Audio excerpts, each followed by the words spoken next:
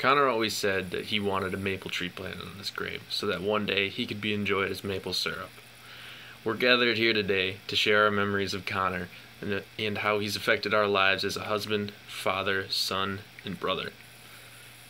During the 3 years we were married, Connor and I came to know each other exceptionally well. It seemed like we could read each other's mind.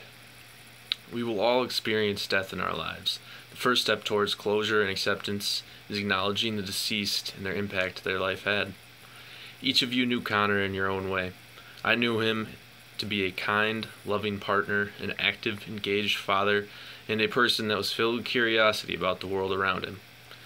Connor's character was part of what made him such a unique man. He was always curious about the world around him. That curiosity helped shape how he saw the world. I want to share with you how that curiosity drove Connor to understand the world around him. Connor exhibited this curiosity early on in life. As soon as he could walk, he was off to the races. Connor's mother vividly recalls the day she knew she had to be on her toes around him. She was cleaning the refrigerator one day, and as she turned her back, Connor had climbed into the fridge to explore. When asked what the heck he was doing, he replied, "I've got to know why it's so tall and so white." Connor grew up exploring the world around him, never content to sit idly by. Before he had moved away to college, he had bred his own variety of tomatoes, figured out how to grow sweet corn in his pond, and helped his robotics team win their way to the world championships in the rookie year. To say that he wanted to understand the world is an understatement. Connor's drive is what led him into the field of engineering, attending a well-respected institution for the first 2 years of college. This is where he developed sound mechanical knowledge and fed into his love of woodworking. He realized, however, that this field of study could only take him so far. Not content to sit and design projects for the first decade of his career, Connor shifted his concentration to operations management. This would let him see the big picture of a business and understand the inner workings. I will say that as much as I loved him, as much as I loved this about him, this could lead him to be a very stubborn man. Always trying to build a mental map of the town he lived in, asking for directions or looking at a GPS was never an option to him.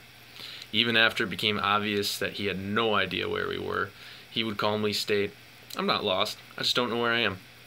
A lot of unnecessary miles were added to our cars that way. I hope this helps you see just how driven Connor was in life. Connor knew that his own internal drive wouldn't be enough to get him through life, however, and that a strong, happy family was something that would really make life worth living. My husband knew how important having a family was. Losing his father at age 6, Connor's family unit became incredibly close-knit. This couldn't last forever, and he always knew starting his own family would be an important step for him. The death of Sean Robert Brown had profound impacts. It shattered the world of many people: his wife Susan, his daughter Amber, his father Frank, and his son Connor. Losing his father at such a young age, Connor couldn't truly grasp what it meant until he was much older.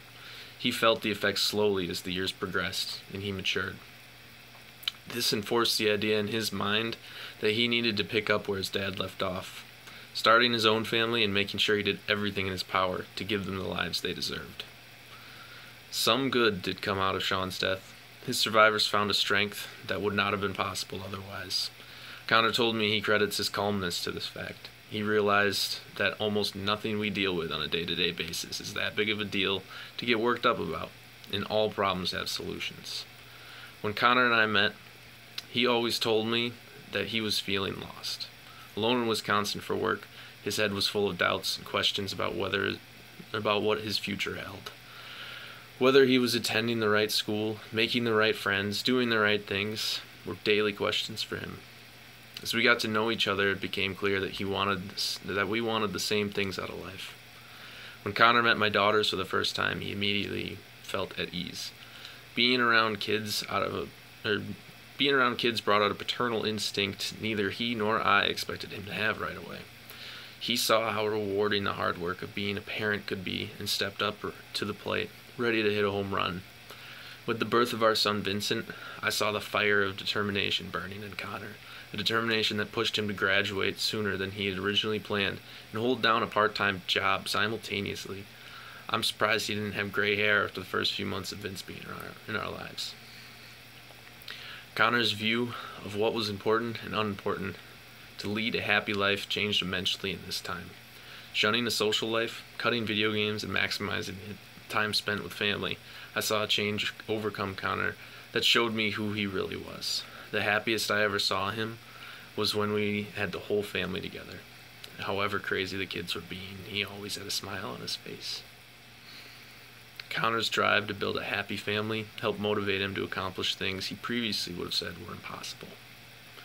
You can see that the man leaving us behind was a family man, through and through. Connor's drive to understand the world around him provided him with remarkable knowledge. He always knew something about everything. I think this made his transition into fatherhood easy for him, stepping into the role as if it was made for him. Leaving this world at 22, Connor had a lot of unfinished business. He didn't get to build and watch his family thrive. He never started his career. His travels of the world were unfinished. He never got to start his own business as he one day hoped. He also had a lot of finished business, more than some people have in a lifetime.